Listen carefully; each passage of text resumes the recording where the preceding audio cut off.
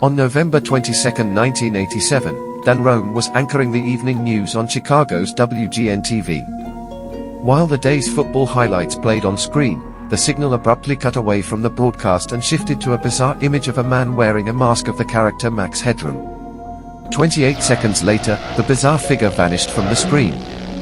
"Oh, if you're wondering what just happened, so am I," the anchor remarked.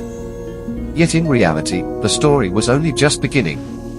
2 hours later, events would take an even stranger turn, cementing what happened that night as an unsolved mystery, a legend that would echo for decades. At precisely 10 p.m. another Chicago station, WGGW, was broadcasting an episode of Doctor Who. But suddenly, once again, the screen dissolved into static, and chaos returned.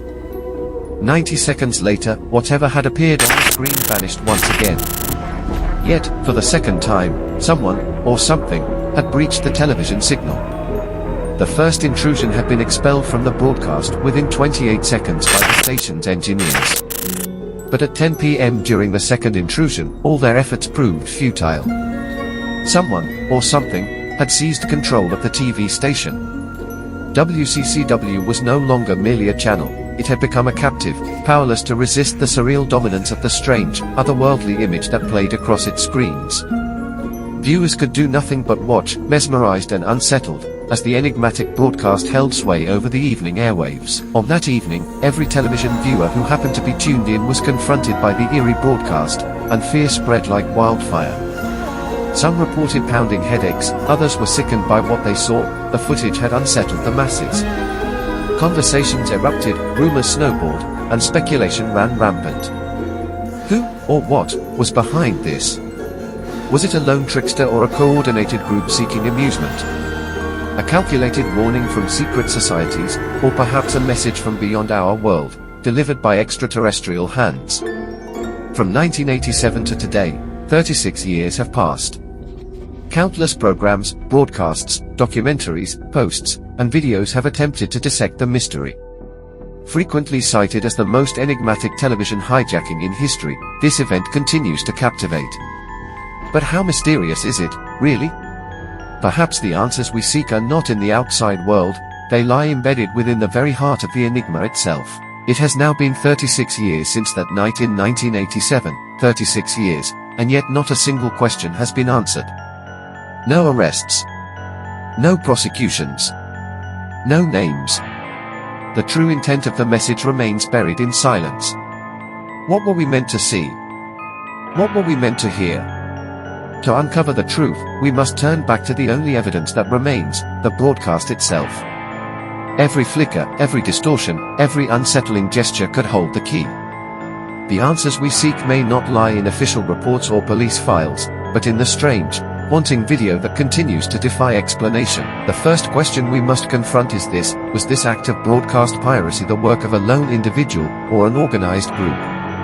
A closer examination of the footage reveals a critical truth: this was not the work of a single person. In fact, at least 3 individuals appear to have been involved. The first, the figure wearing the mask, moving, speaking, performing. The second, the unseen cameraman, capturing every bizarre moment. And the third, the person manipulating the metallic frame in the background. This final detail becomes undeniable in the closing seconds of the second intrusion. As a second figure suddenly enters the frame, the movement of the metallic structure ceases, proof that another set of hands had been controlling it. Together, these elements dismantle the lone wolf theory entirely. What we are left with is certainty: this was not the work of one. It was the work of a group. And that revelation changes everything. At first glance, the Max Headroom signal hijack seems like a prank, someone's twisted joke. But the details suggest something far more deliberate. Careful study of the tape reveals what looks like a warehouse or garage. In the background, boxes and cartons can be seen, faintly illuminated.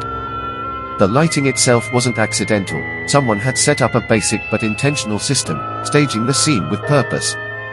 The audio, too, tells its own story.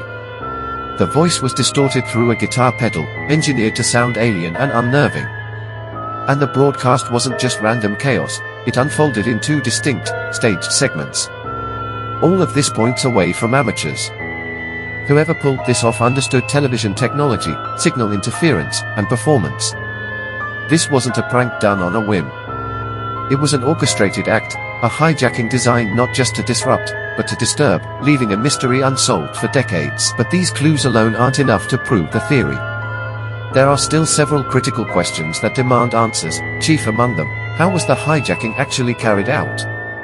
For decades this incident has been treated as something that would have been all but impossible to pull off given the technology and conditions of the time. So how plausible was such an intrusion in the late 1980s? Back then, television was an entirely analog medium. Program video was converted into microwave signals and beamed along dedicated frequency channels to the station's receive antennas.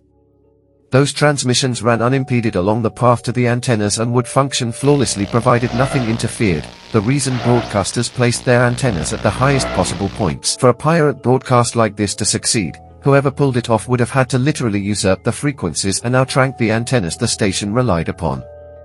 In other words, this was not the work of an amateur stumbling onto a trick, it required intimate knowledge of broadcast operations. Back then, to hijack two of Chicago's major channels you had only a few brutally simple options: slip inside the station itself and alter the feed before it ever left the building, or commandeer a mobile transmission truck and interfere with the signal in transit. There was a third, far riskier path. A small but determined crew could have built a homemade microwave transmitter, hauled it close to the station's transmitter site, and painstakingly aimed it into the precise beam angle the station used. It was difficult, dangerous, and technically demanding, yet if you got it right, you owned the airwaves for those precious 90 seconds. So if someone could hijack a major television station with little more than homemade equipment, was it really nothing more than a senseless prank? Or was there a deeper message, hidden beneath the static? Among the distorted audio, a cryptic phrase emerges: CZACS works. At first, meaningless. But then, one detail connects the dots. The strange melody muttered during the first hijack belonged to Clutch Cargo, an old WGN cartoon. And WGN itself. The station's call letters stood for World's Greatest Newspaper. The reference was deliberate. A mocking salute. A personal jab. Piece by piece, these clues begin to form a picture, not of random intruders, but of someone with a grudge. Someone who knew WGN from the inside. Perhaps even former employees. If true, the Max Headroom hijack wasn't just bizarre performance art. It was revenge, broadcast to an entire city. Could the person behind this audacious broadcast have been someone who once walked the halls of the very station they hijacked? For decades, three figures have haunted the whispers of Chicago's airwaves. John R. McDougal, Captain Midnight, had seized 12 channels a year prior to protest HBO's fees, but his tactics were blunt, overt, never masked, never surreal. Eric Fournier, the eccentric creator of Chez St. John, lived nearby, and his grotesque, dreamlike videos echoed the Max Headroom performance, but friends insisted he lacked the technical mastery required. Then there's the Reddit legend of J&K, childhood friends alleged to have orchestrated the stunt, yet cleared of all wrongdoing after investigation. 3 suspects. 3 tantalizing possibilities. And yet, after 36 years, the mask remains, flickering through static, leaving only questions, only speculation, as the signal's ghost continues to haunt those who dare to look. In my theory, this broadcast hijacking was neither the first nor the grandest in television history. At the time, anyone with a modicum of engineering knowledge, or perhaps a small team, could rig a makeshift device and, with precise alignment, infiltrate virtually any broadcast signal. Numerous instances from that era demonstrate just how feasible such feats were, despite their apparent audacity. The truth, then, may be far simpler, and far more human, than the conspiracy-laden narratives suggest. This wasn't orchestrated by shadowy organizations or cryptic messengers from some clandestine realm.